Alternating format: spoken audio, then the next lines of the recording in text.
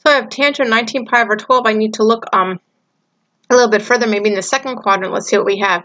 So if I have 2 pi over 3, that's the same as over 12, 8 pi over 12. I have 5 pi over 6, that's the same as 10 pi over 12. And I have 3 pi over 4, which is the same as 9 pi over 12. So I can add these two together. So that's the same as a tangent of 10 pi over 12 plus 9 pi over 12.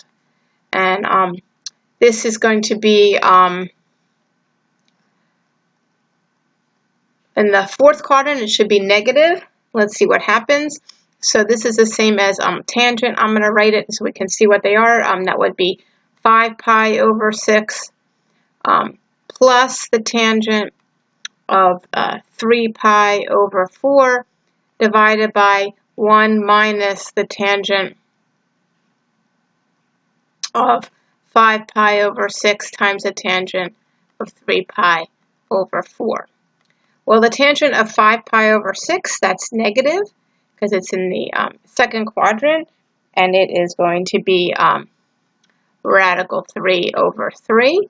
And then 3 pi over 4 is also the second quadrant, so that's minus 1. And I have 1 minus, and then it's negative radical 3 over 3 times negative 1.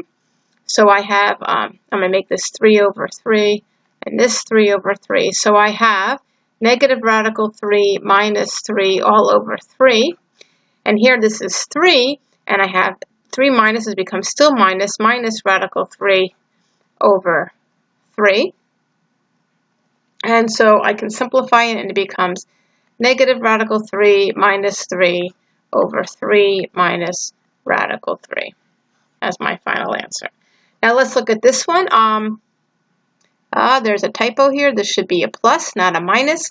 So I have a minus on top. This is the same as a tangent of 40 minus 10, which is a tangent of 30 degrees, which is radical 3 over 3.